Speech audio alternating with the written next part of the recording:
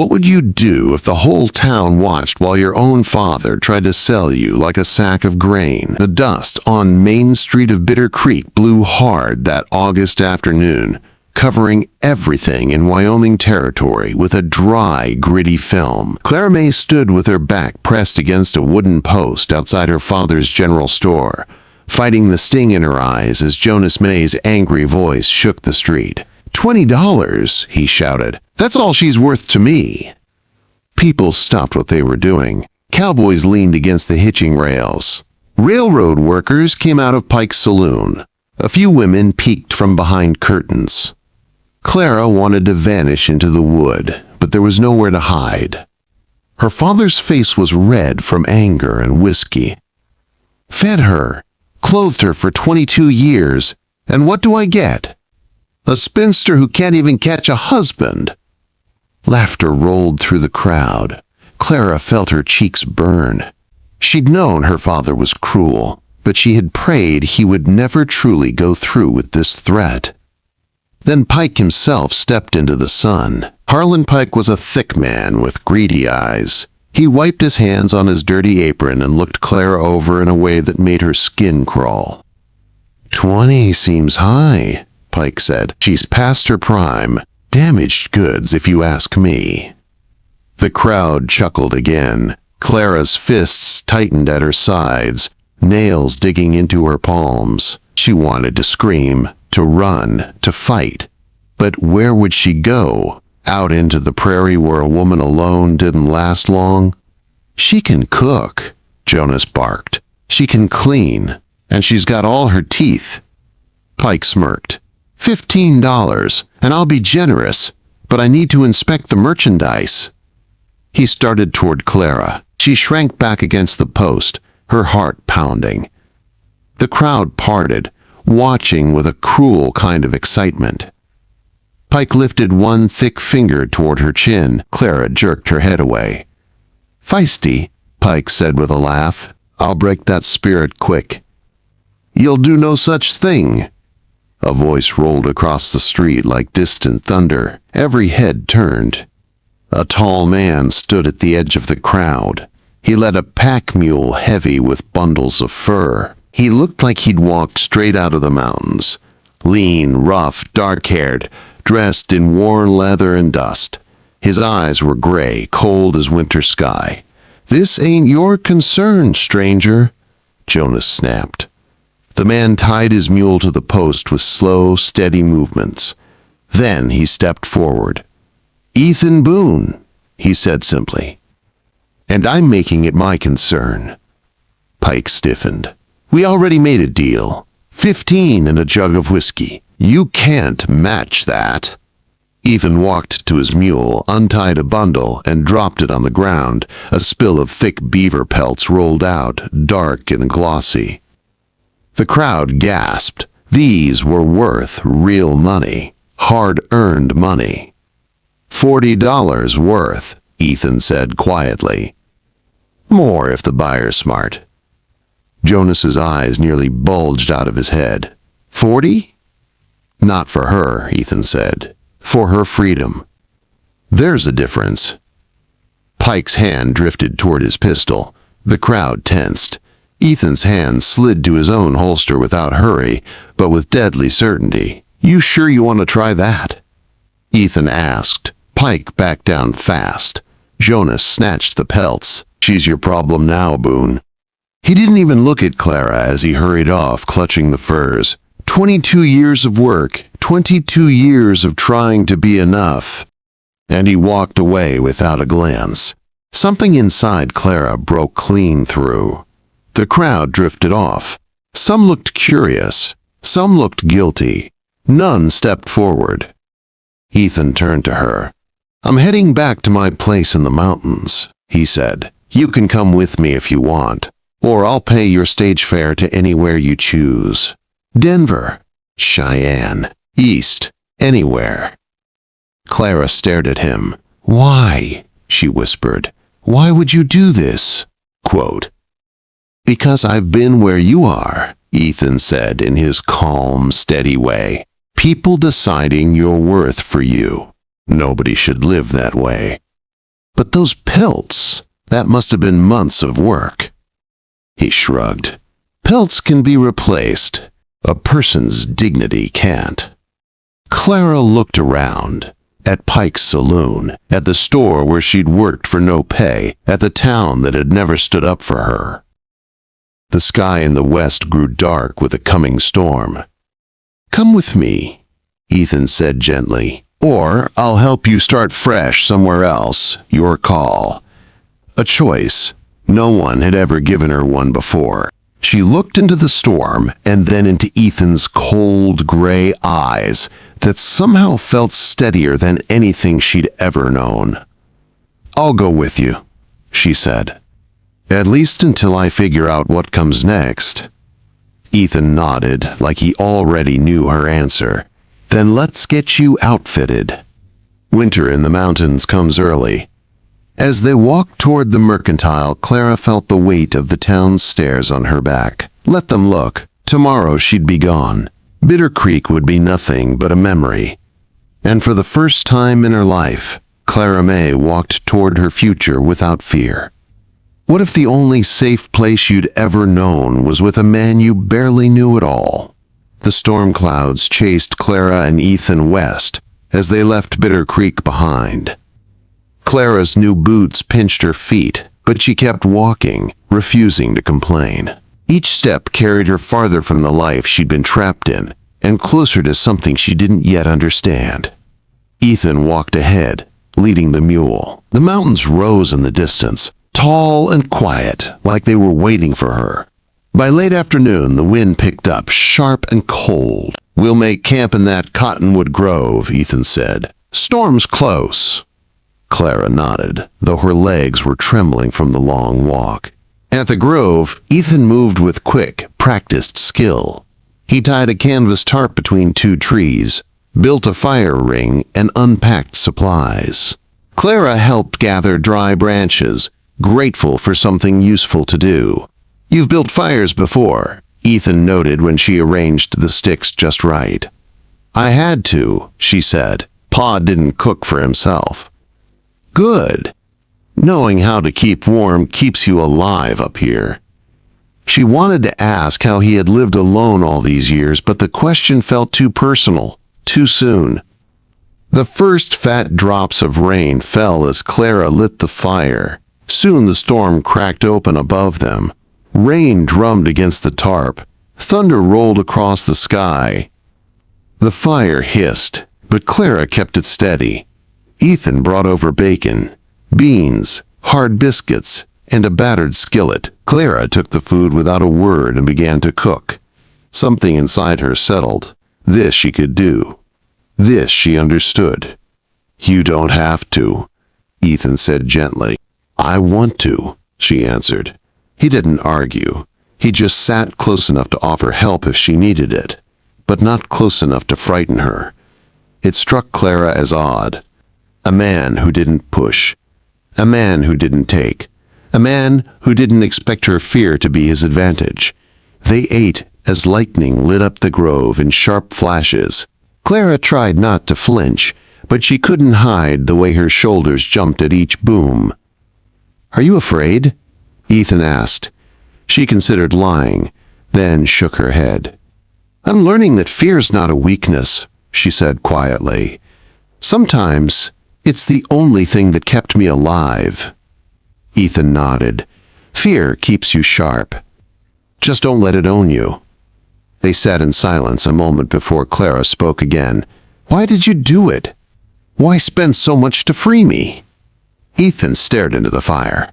His jaw tightened, and for a long moment Clara thought he wouldn't answer. Then he spoke. "My wife was Cheyenne," he said softly. "Sarah Walking Cloud. Smartest person I ever knew. We had a daughter, too. Emma. She was 2 when sickness came through the mission where they were staying." He paused, breath catching as if speaking hurt. "I was hunting, trying to find meat to help them get strong. When I came back," he shook his head, "it was too late." Clara felt the fire's warmth fade under a cold sadness. "I'm sorry," she whispered. After that, I couldn't stay around people. Couldn't stand the way the world made rules about who mattered and who didn't. So I went to the mountains. Built a place where no one could be bought or sold. His eyes lifted to hers. When I saw your father holding out a price for you, Sarah would have never forgiven me if I'd walked away. The storm outside thundered, but the air between them felt still and heavy. Clara swallowed hard. I didn't think men like you existed. Ethan said nothing. He simply added another log to the fire. They talked until the storm softened. Clara told him about her mother, about raising Samuel, her brother, about the loneliness she had swallowed for years. You've carried too much alone, Ethan said quietly. So have you, she answered. He didn't deny it. As night deepened, Clara stifled a yawn she couldn't hide. You sleep by the fire, Ethan said. I'll stay near the entrance. You don't have to.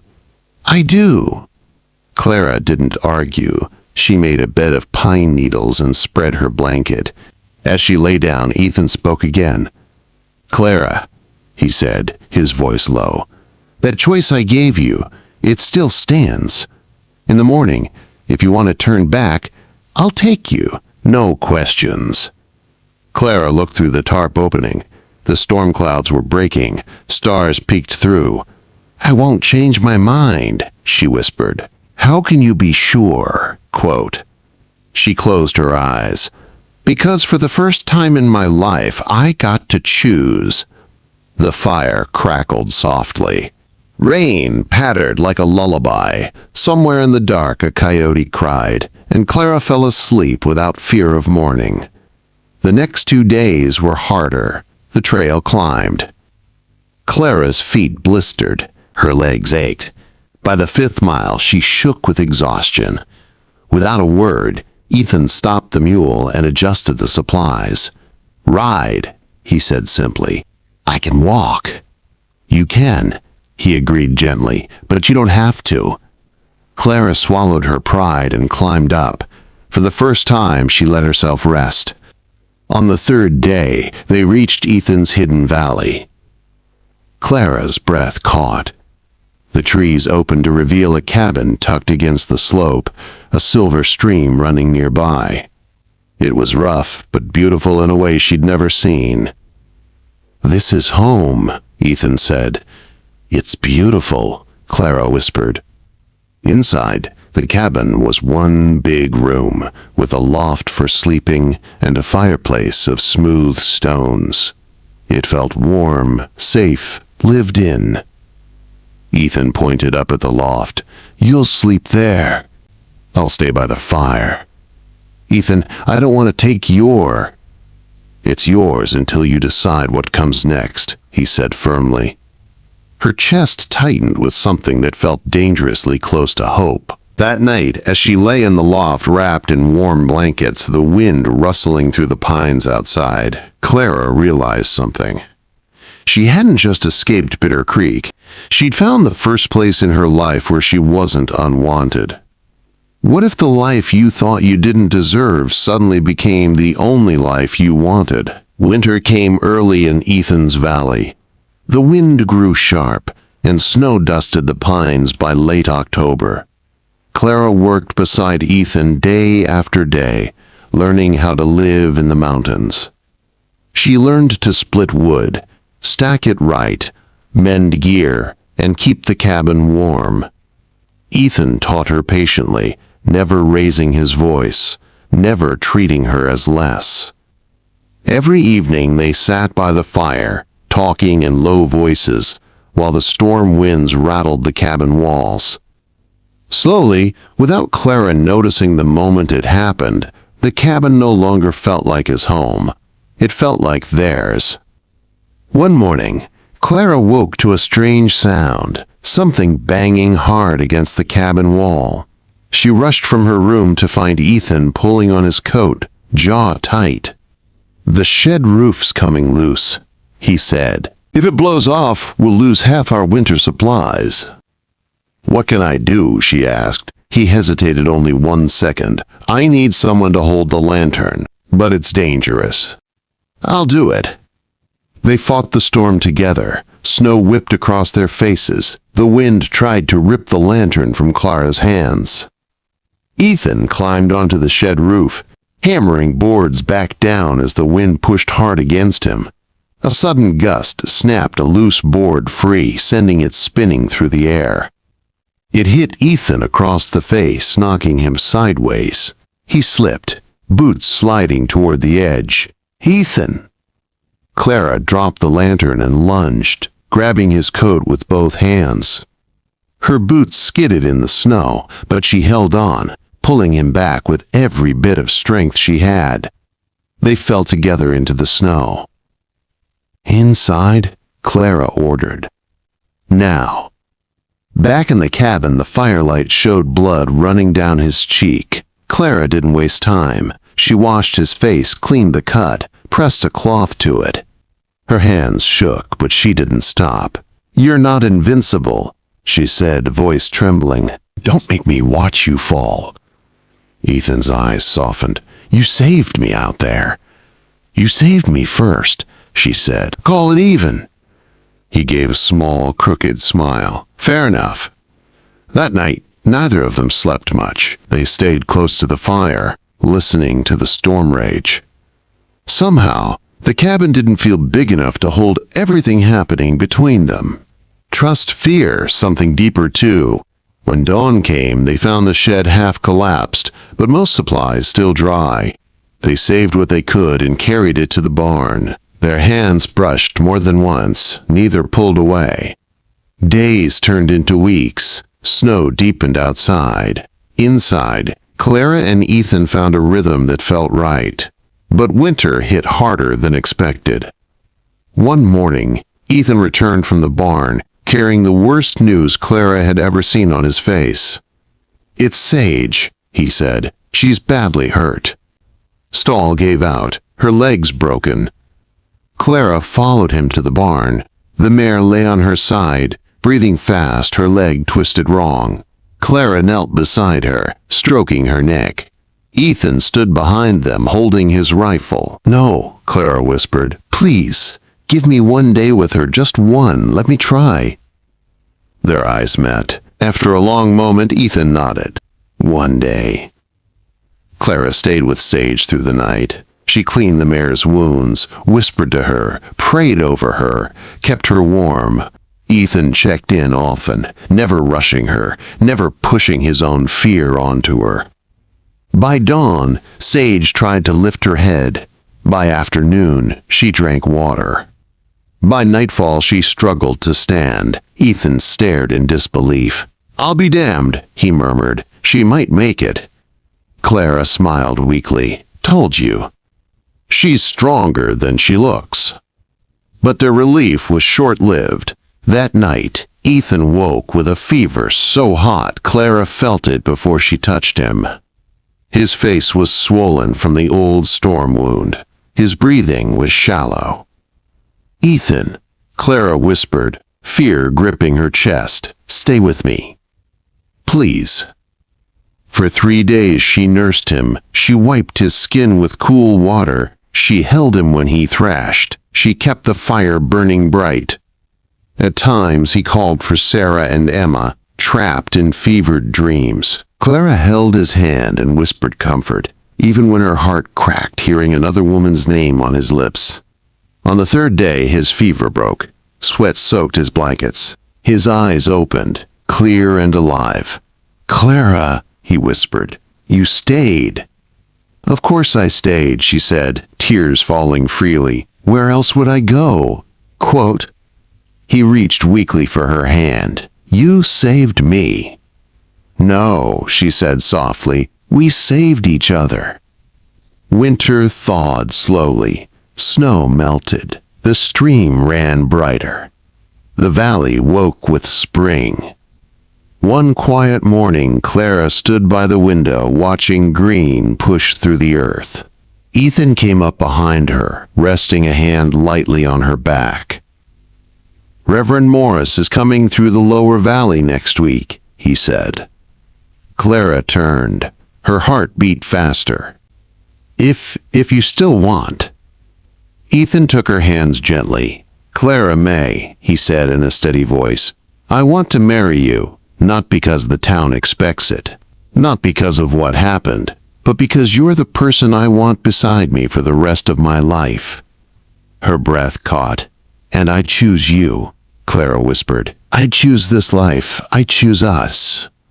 He kissed her then, soft, slow, certain, the kind of kiss that felt like a promise. The wedding took place under tall pines. With wildflowers, Clara picked herself. A few mountain families gathered. Mary McCready cried softly. Ethan looked at Clara like she was the only thing he had ever seen that mattered. When they spoke their vows, Clara's voice didn't shake. I promise to stand with you, she said. In storms and calm, in loss and hope, I'm yours because I choose to be. Every day. Ethan brushed a tear from her cheek. And I promise, he said, that you will never again face this world alone. When he kissed her, the whole valley felt different, warmer, brighter, safer, home. Later, as they walked back toward their cabin hand in hand, Clara leaned into him. Don't you dare leave me, she whispered. Ethan pulled her closer, his voice warm and steady. This is where I belong, he said, with you.